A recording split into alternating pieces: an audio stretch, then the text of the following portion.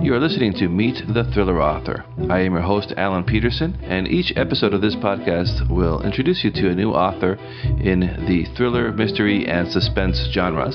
As a reader, I've been a fan of those type of books for a very long time, and that is why I write in that genre now, and so I'm excited to introduce you to new authors. Discovering new books and authors is such a fun thing to do, and that's what I hope to do with these interviews. So stay tuned for the next episode of Meet the Thriller Author. Hey everybody, this is Alan Petersen with Meet the Thriller Author, and for today's podcast, we're excited to have mystery author David Cho join us. He's the author of 7 novels in his Burnside series, so we're really excited to talk to him about his novels and his work. David, how are you doing? I'm doing fine, Alan. Thank you for having me. Oh, thank you so much for coming on the show. I really appreciate it. Can you tell us a little bit about yourself, please? Sure. I'm originally from New York City. I have been living in Los Angeles for the past, I tell people decades because I don't want to tell the real number, but it's more than half my life. I spent a lot of years in the business world before becoming a mostly full-time writer, but even when I was working in business, I did a lot of writing as well. It was a hobby, and managed to turn it into a part-time job. How long have you been writing for? Well, it feels like I've been writing all my life. I, started in college, took a number of classes in fiction writing. I went to a college called the State University of New York at Oswego, which has a writing arts program, and I took quite a number of fiction writing classes there, but I was a double major. I majored in English and in business because I was always afraid that I wouldn't be able to earn a living as a writer. So my parents hammered it into me to have something to fall back on. So that's what I wound up doing, and I managed to eventually carve out 2 careers. And can you describe your books to someone, to our listeners who might not have read your previous novels? Sure. So I write in the mystery genre. It's hard-boiled mysteries. My protagonist is a private investigator named Burnside, who is a former football star at USC. He became an LAPD officer and eventually, after 13 years, had to leave the force, being falsely accused of a crime, and he turned into a private investigator. There are 7 books in the series, and the first book, Post Pattern, is one where I establish the main character and give some detail as to what happened to him, and also introduce a character who would go on to, become his wife, and she helped him through this particular period in his life where he was kicked off the LAPD for ostensibly running a child prostitution ring, which he was not doing. He was falsely accused, and she helped him through this period and essentially made him whole again. And that happens throughout the 7 novels? It develops throughout the... Yes. The first one? Oh. Yes, she's introduced, her name is Gail Pepper. She is introduced in the first novel as Burnside's eventual girlfriend, and over time they get married, and then they have a child as well, which gives it a nice twist because in addition to having Burnside grow as a detective, he's growing as a person too, in a way he never really thought he would. So in addition to being this hard-boiled, wisecracking private eye, he now has a wife who tempers him a little bit, and now at book 7 he has a 3-year-old son who he interacts with in a different way. So I'm able to show off different sides of him, and I'm able to develop and grow the character in ways that I hadn't anticipated. But sometimes ideas come to you and you just start to go with them and they make sense, and all of a sudden I have a character who is a little different from the way I initially envisioned him to be, and I think different from the way the reader initially envisioned him in book 1. So it's nice to be able to grow that character over the course of 7 books. Yeah, that sounds like a lot of character growth. That sounds like a really cool read for your fans. Why did you choose to write in mysteries? Is that a genre that you were a fan as a reader before you started to write? Well, yes, I've always liked mysteries. I started out with the Hardy Boys, as a lot of people did. When I was in college, a friend of mine gave me a copy of Farewell, My Lovely by Raymond Chandler, and it was around the time that the movie with Robert Mitchum came out, and I began reading it, and I was really hooked on Raymond Chandler and his writing ability, his ability to tell a story, that whole hard-boiled private eye genre, which started out in the, 20s and 30s. And by the time the 1970s had rolled around, it had declined. And I read all of Chandler's novels, and I was very hungry for more. And I guess it was around that time that Robert B. Parker began to write the Spencer series. And I began getting very interested in that. And that opened up a lot of things, because Robert P. Parker's Spencer character was more of a contemporary version of Philip Marlowe. And it struck me as, just a character I could relate to. Philip Marlowe is great. He's, marvelous character, and certainly Raymond Chandler is, one of the godfathers of the mystery, but it was really Parker who influenced me a lot. And I began reading more and more of other writers, Ross MacDonald, Dashiell Hammett, Ross Thomas, and then more contemporary mystery writers at the time, such as Tony Hillerman, Sarah Paretsky, Janet Ivanovich, Les Roberts, Lauren D. Estelman, and all of them played a role in this. So I've always liked mysteries. I think part of me would have preferred to become a literary fiction writer, but it's really hard. Mystery is just a genre that's easier to do, and I can be entertaining and tell stories and provide a certain level of literary quality. But I know deep down I'm never going to be John Updike. I probably won't be Raymond Chandler or Robert B. Parker either, but I can at least be a writer that people like to read and find entertaining. And where do you get your ideas for your novels? Well, some of them are admittedly ripped from the headlines. My most recent Burnside book is called Double Pass, and it focuses on a high school football coach. And I got the idea while reading an article a couple of years ago about a local football coach who was involved in some sort of graft. There was an investigation of him. There were hundreds of thousands of dollars of donations that were missing. And the more I looked into this, the more interested I got, although the investigation in real life never went anywhere, and that particular coach is still coaching, and apparently he's still doing fairly well. I assume he was exonerated, but the idea stuck with me. What if you had a high school coach who was stealing money from his school? And I began to take that idea and spin it into something else and something more involved. What if there was something of a conspiracy? What if it led to murder? What if there were other things going on in the school that were being hidden? And so I came up with the idea of having one of the donors whose son played on the team, on the high school football team, approach Burnside and say he wants to find out more about what's really going on here. So Burnside begins to investigate, and he peels back layers, and he discovers there's things that are sort of wrong, and then a murder occurs, and then another murder occurs, and all of a sudden Burnside's on the case. And it's interesting because, in mystery writing, you can take liberties about certain things.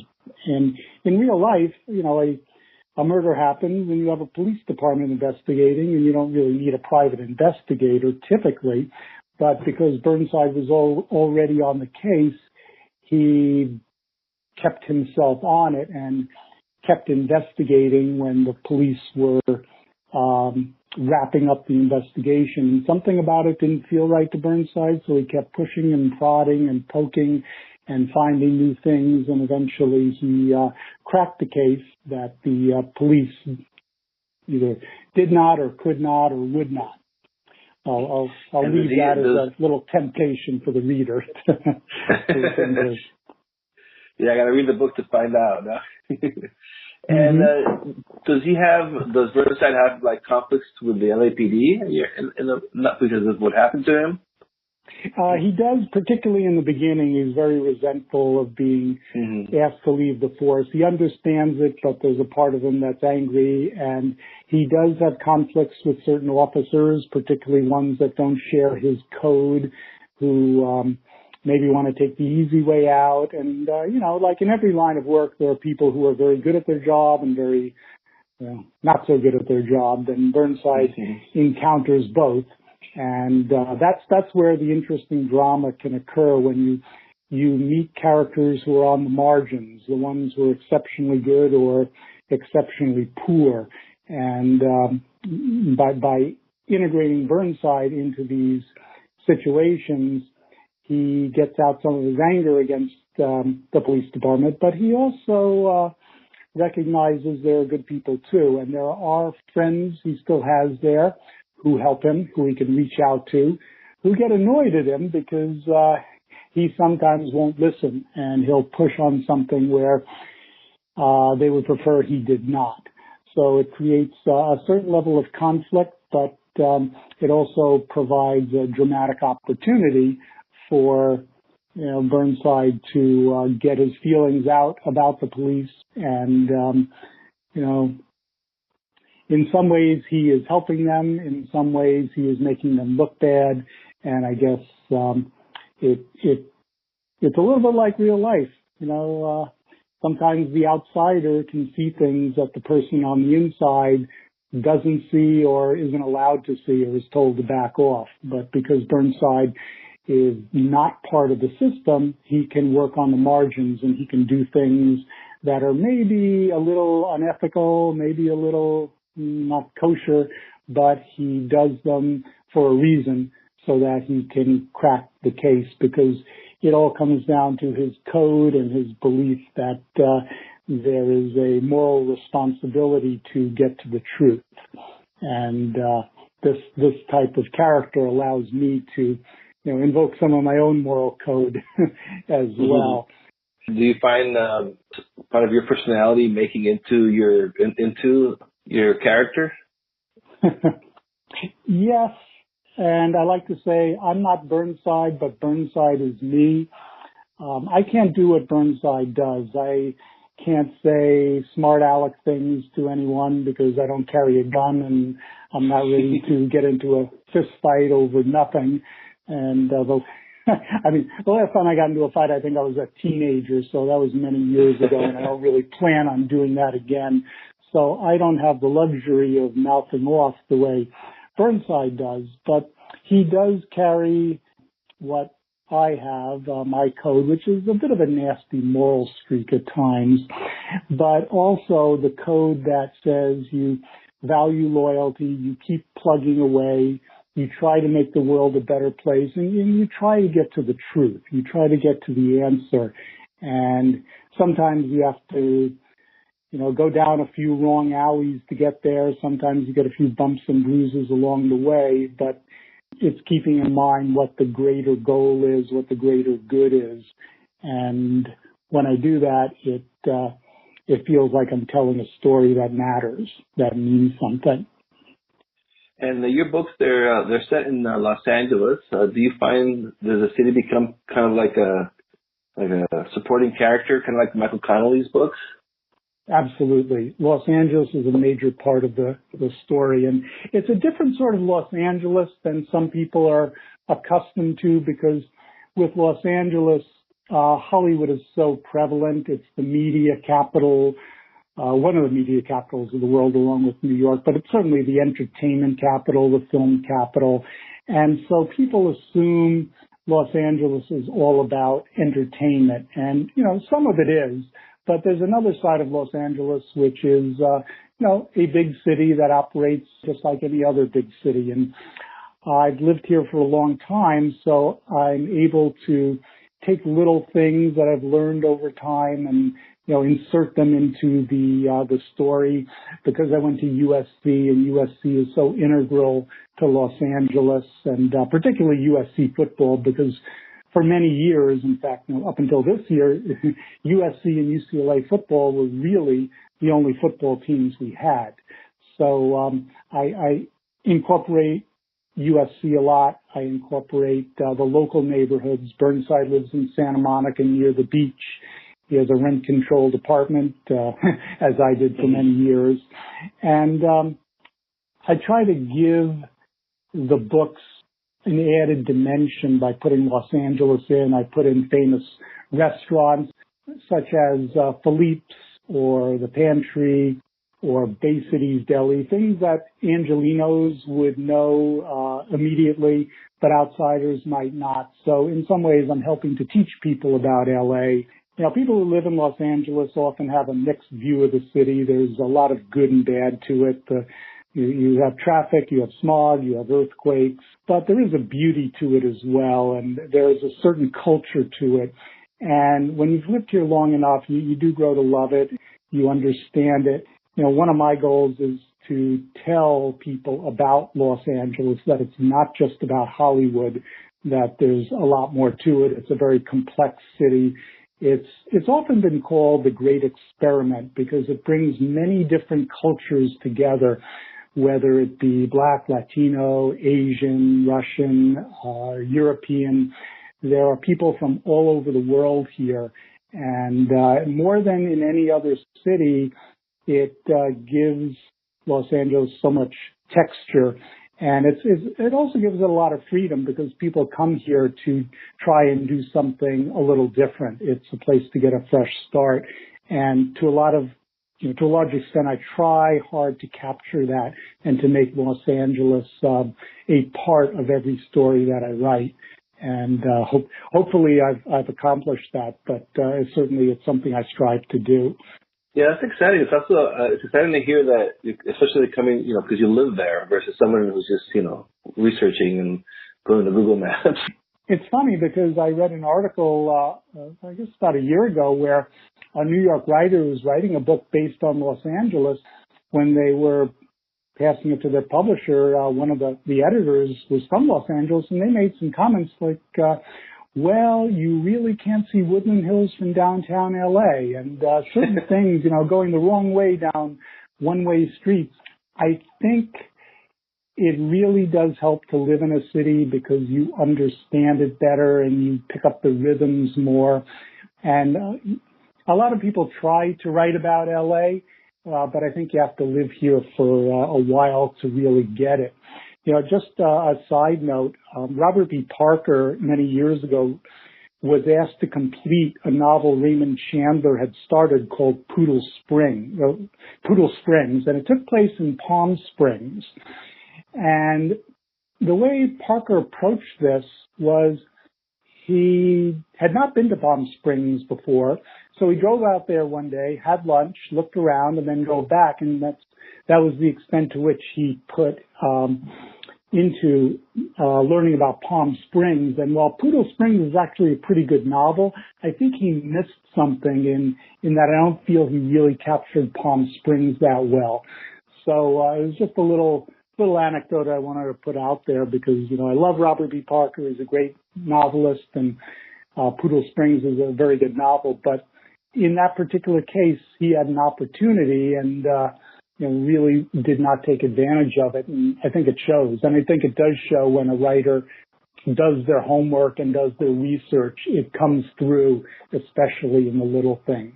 And especially, like you said, like the streets and different businesses. It's just something that you can't capture unless you actually live in the city. So, what's your writing process? Do you plot? Are you going to just start writing? Well, there are. I've heard it described as two forms of writing: the plotter and the pantser.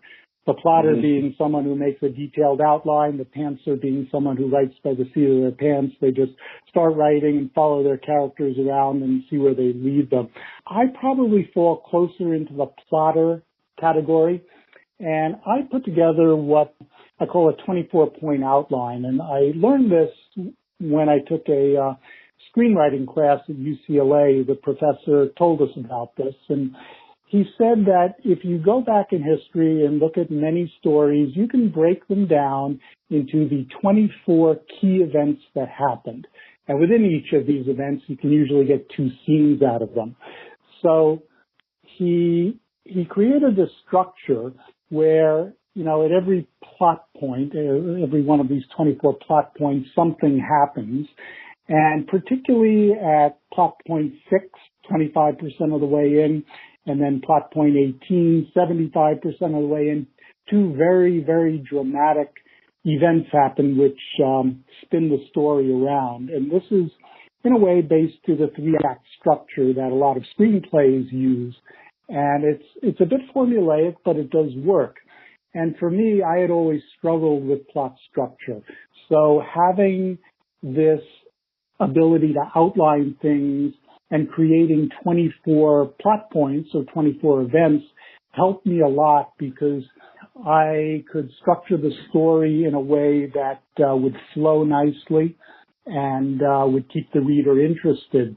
And as I've continued to do this, I'll start by writing this outline, which might be 3 pages, but as I continue thinking about it and working it through, by the time I'm finished with the actual story, it might be 25 pages of this outline because I keep adding little things, little details, and items which feel like they're important, and I want to get them down in the outline so I won't forget about them later. But that said, I still try to keep it a little bit loose so that if I do come across something and I need to change direction, I can. And there was one particular novel I wrote which I changed who the culprit was halfway through. And that I'm glad I did because it was a better story, but it did require me to go back and do quite a bit of editing afterwards. It was interesting though because I started out with this outline, and then I started, as I changed who the culprit was, I started following Burnside around and looking at the world through his eyes. And it did allow me to have a different approach because I think that was in Nickel Package, the 6th book. I think I gave the reader more of an opportunity to get into Burnside's shoes because he didn't really know what was happening next, and neither did I, so things came to him as a surprise. And I think there are maybe more surprises in that book than in some of the others. So it was an interesting learning experience, but I think just the nature of how I write is such that I have to have some sort of an outline first and, hopefully keeping it loose enough so that I can move off of it if I need to. Hopefully I won't need to do it again because it is a little scary to write half a novel and then realize the culprit really can't be the culprit and be believable. So I had to shift gears, and fortunately I was able to come up with an alternative. So your character kind of grabbed your outline and threw it out the window as you were writing it. Do you write every day? I try to. I work part-time as a consultant, and I do a lot of the business work in the mornings. I tend to be an early riser, so I'll be up at 5:30, and the company I work for is international, so I'm often, talking to people in Europe then. So I'll do the business work in the morning, and then in the afternoon I'll do a lot of the writing, and especially in the evening. It's interesting because I tend to be left brain, right brain, and it's good because the consulting I do is quantitative research. I do marketing research and surveys and focus groups. So I use the logical part of my brain part of the time, and then I go in and use the creative part of my brain in the afternoon and the evenings.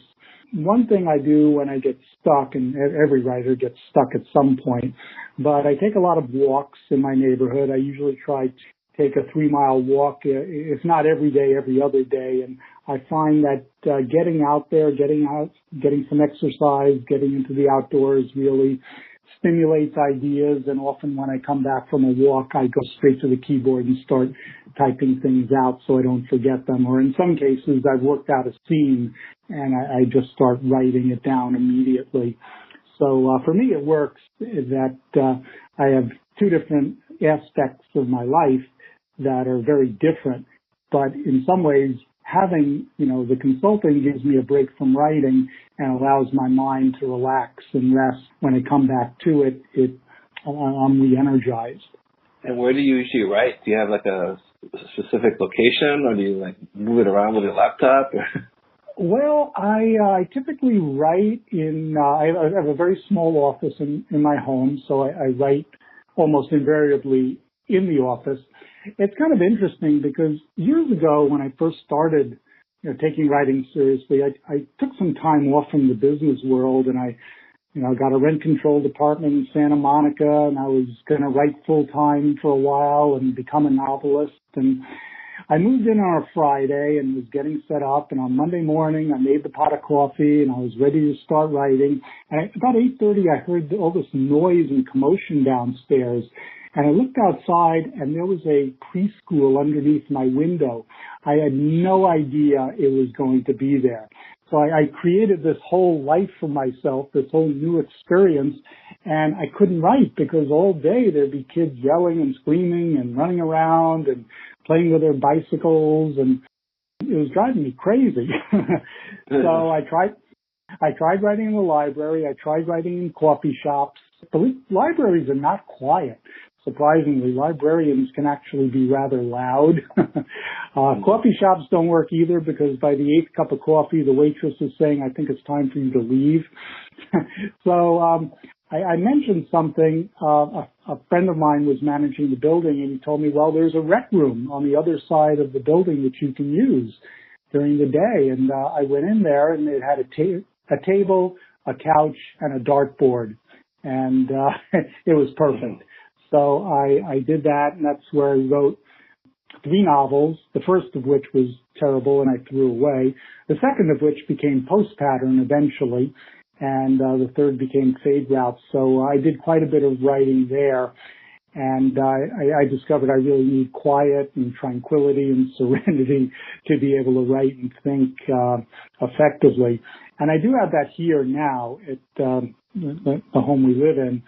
I have a son. He's 17. He's off at school until about 3:30, and so and my wife is in and out. So I do have a lot of time to write in the office, but I do get distracted easily, and there are times I have to put earplugs in just to give myself a little peace and quiet to be able to think. Getting back to your original question, yes, I do all my writing now in the office, one place. What motivates you to keep on writing and putting your new books out? Well, I like telling stories. I like entertaining people. I get a certain satisfaction by writing something good, something interesting. But, the thing that motivates me the most, and I really didn't expect this, was I have gotten a lot of fan mail. At the end of all my books, I put my email address so people can contact me if they want to. And I was shocked one day early on, about 3 years ago, when I got my first email, and it was just somebody who had purchased the book and liked it and told me about it. And I was so thrilled that I can't describe how wonderful a feeling that I've actually reached out and touched somebody who was not a friend or family member. And I've gotten a lot of those emails. 98% of them are really positive, and they really are great. They influence me quite a bit, and they're very motivational. So I appreciate them, and I answer every single email. Even the 2% which are not flattering. The first thing I say is, thank you for writing. Well, it isn't so much negative, although it's more, I don't understand how you did this. I don't understand how a person could drag someone across the room, throw them over a balcony, and, and well, okay, yeah, but here's what I was really thinking. One person wrote me who is a civilian employee of the LAPD, And she pointed out something important. In the first couple of books, I always referred to the police stations as precincts. And growing up in New York City, that's what they were. But here in Los Angeles, they're called divisions. It's just one of those things. I had no idea. She's right. I checked it out, and I sent her a thank you note back. And she also told me I couldn't name my divisions because I didn't want to use the same names the LAPD used. So, some precinct was on 77th Street and Broadway, and they called themselves the 77th Street Station.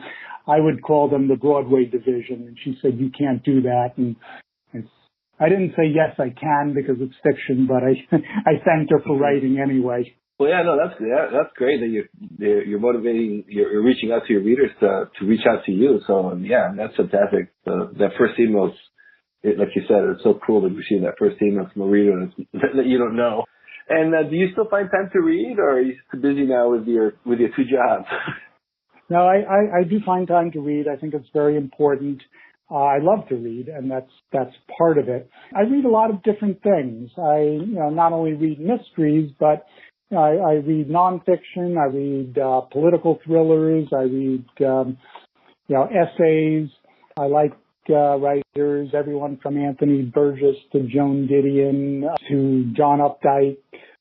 It's important for me to read good books and good writers. I think it helps my writing a lot. I'm finishing up now a book by David Rakoff now, who's just a brilliant, brilliant writer. And I like reading a variety of things. And sometimes one of those, I'll read a nugget in there that I can actually use, or just take the germ of an idea and expand it. For me, it's very important to keep reading a lot of different things. And what are you working on now? Well, I am actually taking a little break from Burnside. I'm writing a political thriller, and it's about an assassination attempt of a political leader. It's interesting because I'm writing it in first person, but I have to be very careful to make sure that voice is different from Burnside's, because with Burnside, I had such a clear voice and I knew the characters so well. And like I say, Burnside is me, so it came naturally. For this, I have to work very hard to not be Burnside, and I have to catch myself to not make the smart aleck remark, to make sure that, the voice is in line with this particular character. But it is interesting that I'm, writing a political thriller in the middle of a big election season. Hopefully, life won't imitate art, and there will not be an assassination attempt. But that's what I'm working on now, and it's interesting. I think once I'm done with this, I'm going to go back to Burnside and keep writing about him. There's a certain comfort level in writing about that character and helping him grow and expand and develop and see where his life leads. When are you expecting to publish your next book? Well, we're about halfway through it. It's taking a lot longer than I thought, but the typical Burnside book is about 250 pages, and it usually takes me about 3 or 4 months to write. This one's going to be about 400 or 500 pages, so I started it in the middle of July. I'm hoping I'll have it done by the end of the year and I can get back to Burnside. So look for it early next year. Burnside will be back in 2017. I have to, because at the end of Double Pass, I gave myself a bit of a cliffhanger. So I have to go in and resolve that. And it's something I haven't done before, but I've given myself a challenge. I have to go back in and figure out what he's going to do next. So before you start getting those emails, hey, when's the next book coming out? The next Burnside book. Are you active on social media and Facebook and all that stuff? Probably not as much as I should be. I do have a blog which I post to once in a while. I have a Facebook page which I unfortunately neglect. But what I do, the social media I am on is Kboards, which is a writers group. And I'd say anyone who's interested in writing should go on to the Writers Cafe at Kboards. There's some really brilliant people on there, and I've learned so much about marketing and self-publishing and ideas on promotions. It's been really, really valuable. People are very generous with their time, generous with their knowledge, and without them, I wouldn't be anywhere near as far along as I am as a writer. I wouldn't have sold anywhere near as many books.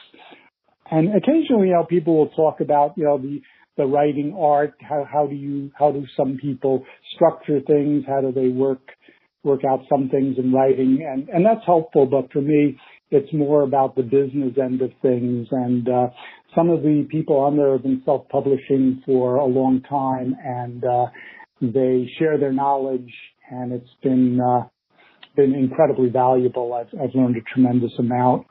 Yeah, your books are selling very well too. So it seems like it's you picked up some good tips and you're implementing them very well. Well, yes, and I didn't invent some of these techniques, but I am imitating them. And what works for one writer will often work for another also. So it's all part of the learning process. Okay, so before I let you go, is there anything else that you like to tell our listeners? We have a mix of aspiring writers in there. There's an old axiom in writing that you should write about what you know, but realistically, we only know so much. There are limits to that approach. What I try to do is not just write about what I know, but what I feel passionate about, things that I feel strongly about, things that I will have to live with for when writing a book, for whether it be 3 months, 6 months, or a long time. So when you become involved in a story, you become involved in a very intimate way. And having strong feelings about your subject matter will get you through those dark days when, you run into walls, you have self-doubt, you have writer's block. And when you feel strongly about a subject, it can help get you through that. So my advice to writers, in addition to reading a lot, writing a lot, is to write about things that they really care about, for which they have a passion, because it helps. It does matter. When you're done, you feel good about what you've accomplished. David, thank you so much for coming on the show, and I'll have links for the listeners. I'll have links to David's books and all that on the website. You can find them on Amazon, of course. But thank you, David, for being on the show. I appreciate it. Okay, Alan, thanks for having me. I appreciate coming on and appreciate having the opportunity to talk to you. Thank you. This has been a pleasure. Thank you for listening to this episode of Meet the Thriller Author. I'd like to ask you to please rate and review this podcast over on iTunes. It only takes a few seconds, and it really helps me get the word out about the podcast. I would really appreciate that. And you can visit my website at thrillingreads.com/podcast. If you haven't subscribed yet, you can do so from there. You can do it on iTunes. You can do it with Stitcher. You can do it on Android. The RSS feed is there, so make it very easy for you to subscribe to this podcast. And you can also join my mailing list from the website. And I've actually been getting some pretty cool offers for our listeners. So if you want to get a great deal on a thrilling read, you can join the mailing list over at thrillingreads.com/podcast. And you'll get I'll let you know about these great offers that I've been receiving that I can pass on to you. And please visit my website, my author website, over at alanpetersen.com, and you can download my best-selling thriller, The Asset, for free from there. Thank you very much, and until next time.